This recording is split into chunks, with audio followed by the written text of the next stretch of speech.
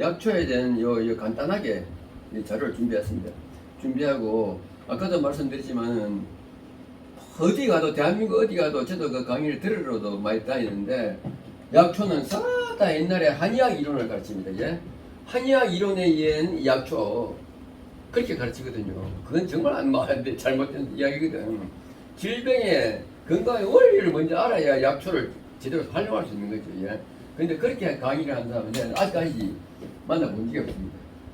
근데 그 이야기 또 하다 보면 시간이 너무 많이 걸리고 하지만은 간단하게 우리가 생활 습관병 만성질환 대표적인 그거 아니겠습니까? 이제 암이나 당뇨나 천식이나 이런 거거든.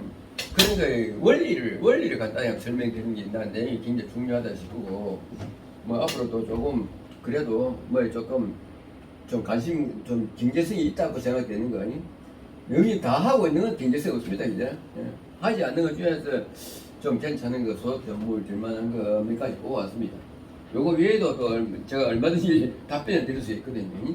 이기 때문에 제가 말씀드린 중에도 귀찮 없이 말씀을 해주셨습니다.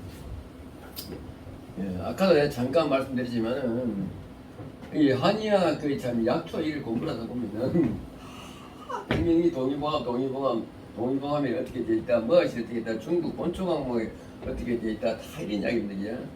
동의보감이 나온 지가 지금 얼마나 됐습니까?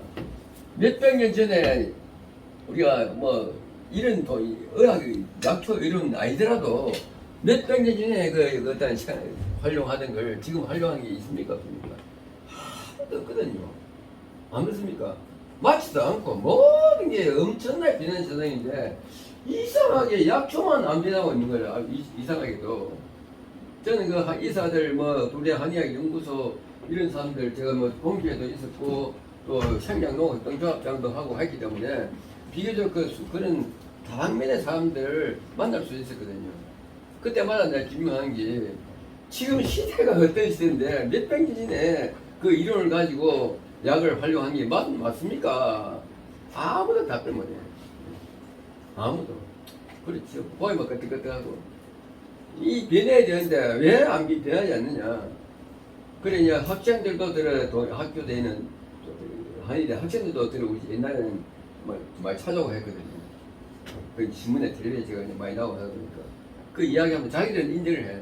잘못된 걸. 그런데 그렇게 주장하면은 자기 선배들, 교수들이 자기를 매장시킨다. 옛날부터 그렇게 쭉 해왔는데 그대로 하면 되지. 네가 뭘 알아가지고 뭐 똑똑하다고 또 자꾸 그런 주장을 하노. 그만 시인들 학교 배운 대로 그대로 해라. 참 안타까운 일이죠. 그러면 또 약초의 효능을 또 우리가 쉽게 제일 중요한 게 효능이라고 보는데 옛날에는 동의보감이나 옛날 문헌에 나온 책은 그 당시에는 약초 농사가 없었습니다. 아예 재배가 아예 없었어요. 밖에만 나가면 상가 들여나면 약초가 많이 있었거든. 지금처럼 숲이 우창하지도 않았어. 옛날에는. 지금 아예 나무를 못 베게 하니까 숲이 나무 커가지고 우창하지만은 옛날에 그렇게 숲이 지금처럼 막 우창하지 않기 때문에 약초가 훨씬 더 많았거든.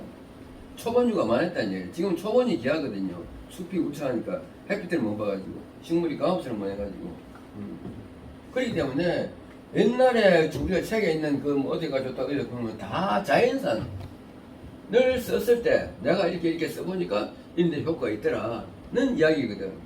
경은방 중국의 본초 과목도 마찬가지고 우리나라의 동의보감도 마찬가지고 어떤 과학적인 어떤 실험을 해가지고 연구를 하고 과학적인 어떤 데이터를 낸 게 아닙니다. 이게. 내가 써보니까 이렇게 좋더라. 단기를 두는 거다 해가지고 이렇게 써보니까 이런 데 효과가 있더라.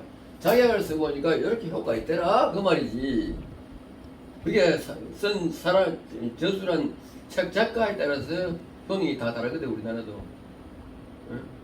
다 달라, 지금도. 제일 유명한 게 동의보감이다 보니까 우리가 동의보감 그런 거지. 우리나라도 이 약초와 관련된 책이 상당히 몇 건 되거든요. 몇 건 되는데 다 달라. 다를 수밖에 없는. 사람이 몸이 다 다르지 않습니까? 이게?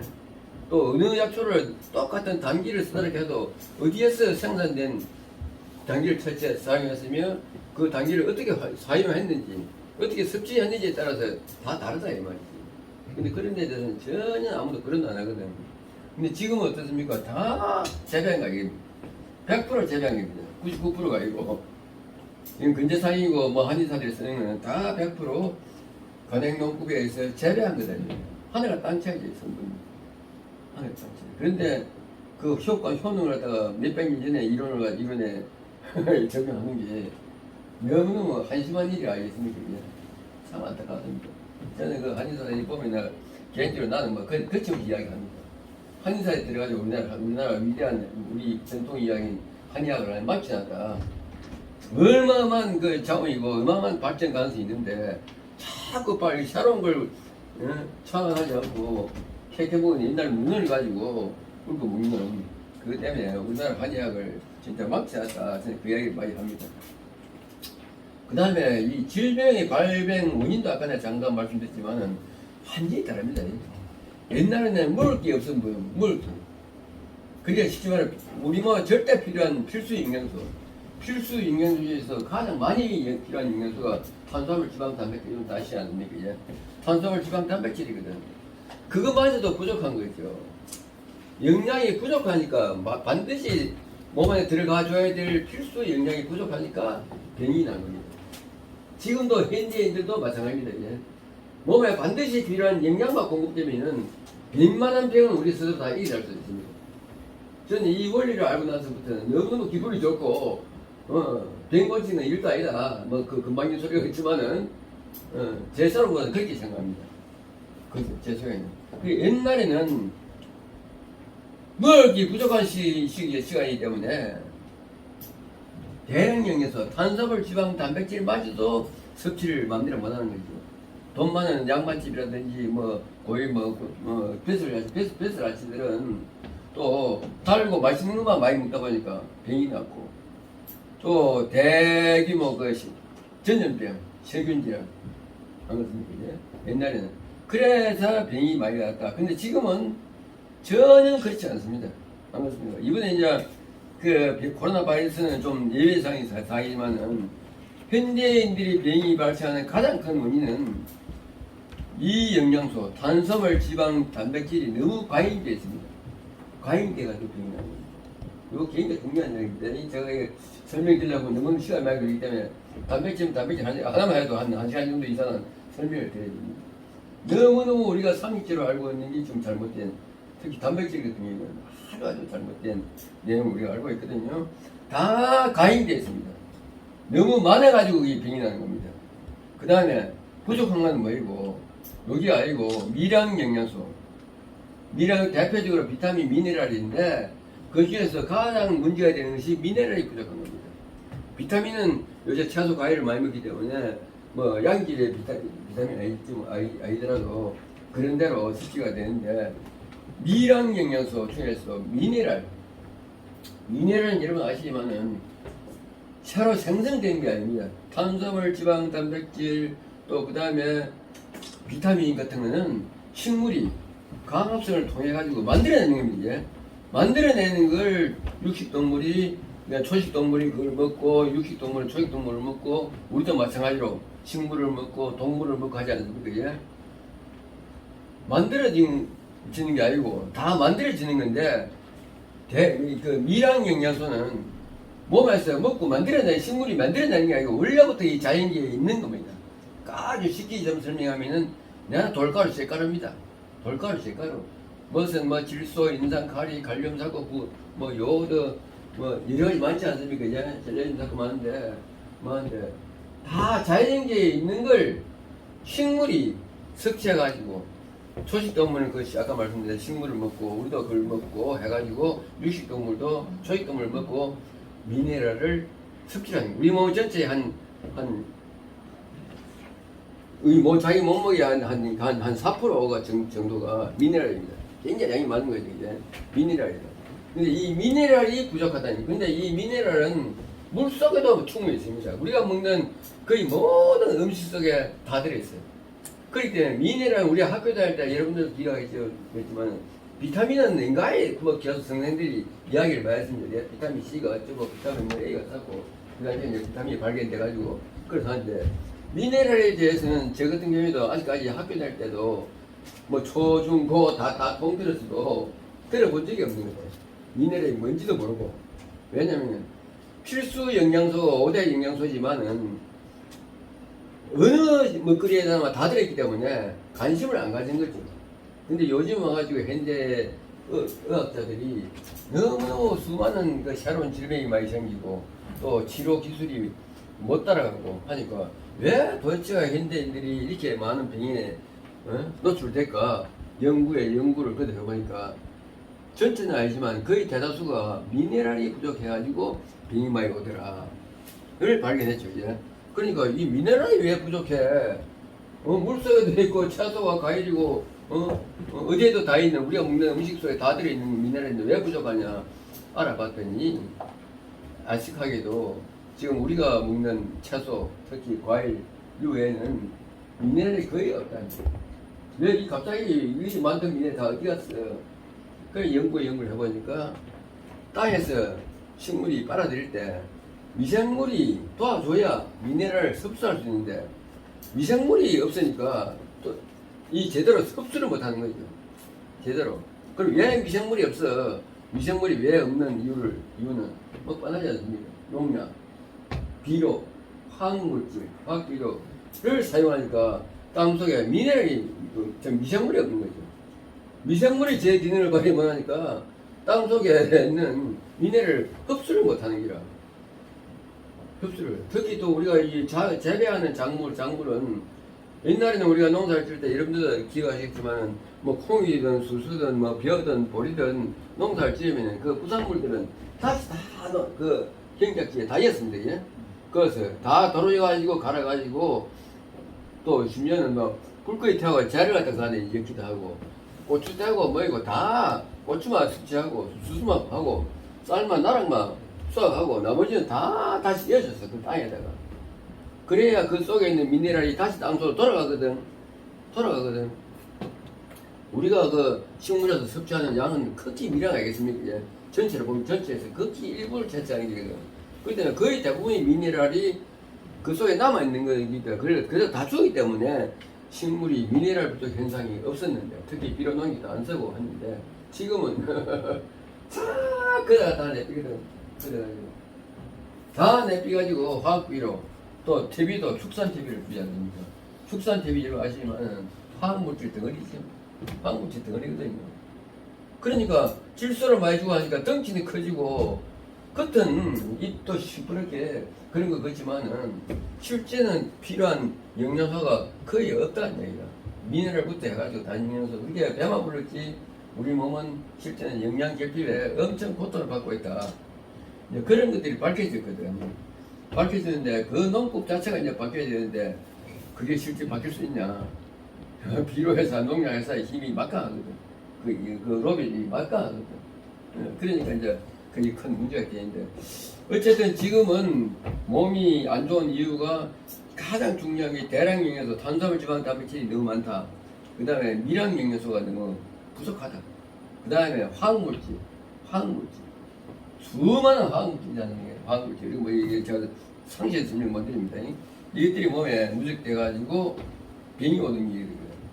이 신종 바이러스 같은 경우에도 사실 요거 때문에 여기 많이 생기는 거예요. 요거 때문에. 요 항산 기능 저하되는 것도 여기 부족하기 때문에 이게 저하되는 거고. 가장 큰 원인은 몸에 필요한 필수 영양소가 부족하다. 요걸 가르쳐 주는 데가 단 한 군데도 없어요. 전국에. 내가 이거 대학에 이제 전대학교 그 식품영양 강의를 받을 때 그 교수가 참 양심양인 것 같아. 그 여자 교수인데 자기는 이렇게 배웠고 또 현재 교재가 이러니까 이렇게 설명을 할 수밖에 없다. 근데 이건 잘못했다. 우리나라 영양학 자체가 잘못됐다. 근데 잘못된 걸 내가 가르치고 싶지만은 그거는 이제 자기가 교수 그만둘 각오를 하면 뭐라 그러지 얘는 그럴 수가 없다. 여러분들이 알아서 판단하시라.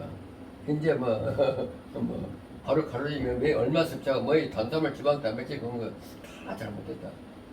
여러분들이 스스로 판단해서 하시라. 나는 잘못된 줄 알면서도 이렇게 가르칠 수밖에 없다. 우리 학교 교대니까 자기 양심껏 그렇게 이해하더라고요. 그래서 그런 거는 꼭 여러분들 관심 가지시고 하시라. 여기는 앞에 이제 이런 상황이 있기 때문에 약초에 대한 기본 인식부터 바꿔야 돼요. 나는 항상 그 이야기 많이 합니다.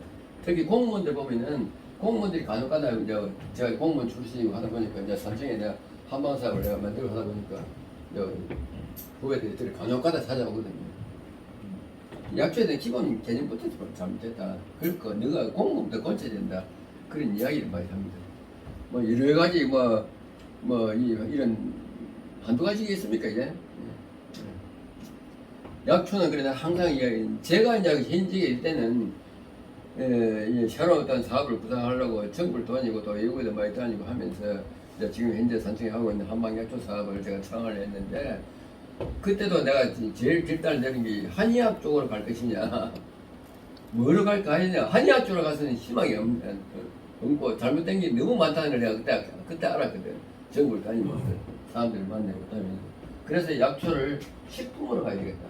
식품 쪽으로 내 나름대로 또 연구를 많이 하고 해가지고 확실히 식품 쪽으로 가야 된다고 주장을 하고 했는데 처음에 제가 그 현직일 때는 내 말이 먹히더라가지고 내가 처한다고 내가 제일 또 공부를 그만큼 또 넓게 한 사람이 없고 하기 때문에 뭐 한의사들이고 대학 교수들이 와도 내 말에 반발을 못하지. 자기 분야에서 자기가 더 전문가지만 이 포괄적으로는 나는 감금하게 내가 그것도 본 사람이거든. 그래서 약초를 식품 쪽으로 가면은 대박이다. 그래서 지금 산청에 한방약초 사업을 그렇게 구상을 한 겁니다. 내가 있는 동안에는 또 그렇게 됐어. 근데 내가 나오고 나니까 몇 달도 안 가서 싹 다 한약재로 더 한약재. 뭐 고품질 한약재 생산, 뭐 기술 교육, 뭐 브랜카드 크게 붙이고 제가 나오고 얼마 안 되니까. 그만 대학 한의대 교수라든지 이런 분들이 와가지고 공무원들한테 막 집중적으로 세뇌를 시키는 거지. 지금도 거의 못 벗어나고 있거든. 지금도.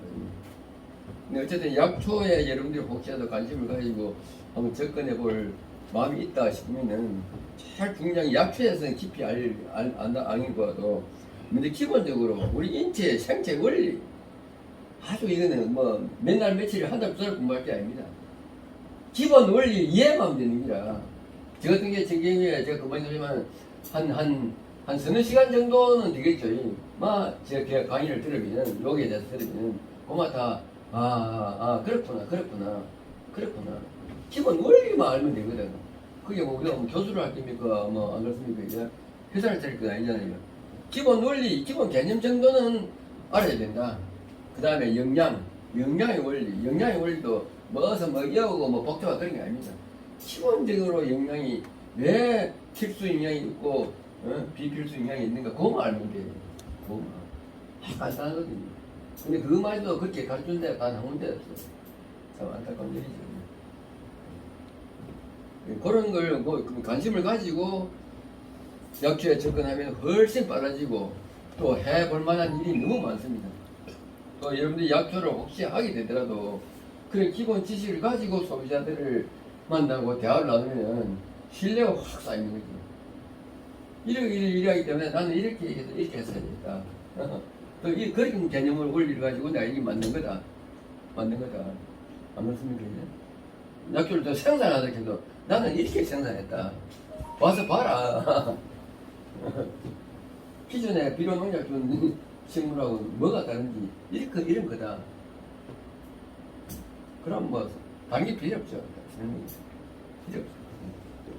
그래서 요런 개념 등은 꼭 여러분들이 좀 관심을 가지고 몇 달을 공부해야 되고 몇 년을 공부해야 되고 그러면은 또 그리 할 수 없지 어렵지 않습니까? 근데 조금만 관심 가지고 가지면 그렇게 어렵지 않게 쉽게 알 수 있습니다.